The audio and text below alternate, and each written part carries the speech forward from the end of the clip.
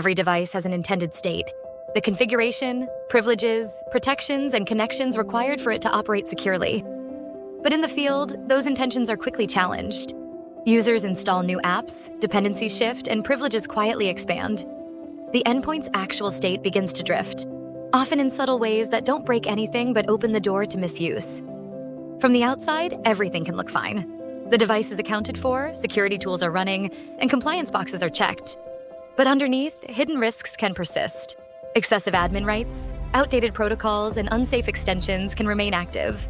Even as reports show everything is healthy, compliance is just a snapshot in time. It tells you if requirements were met during an audit, not whether they're still being met as things change. And when a problem is found, simply pushing a fix isn't enough. A rushed change can disrupt critical operations or break dependencies. Safe correction needs context. Understanding what relies on a setting, who will be affected, and how to reverse a change if needed.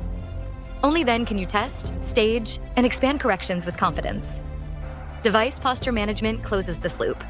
It connects intended state, real-world drift, contextual decisions, and safe, validated corrections.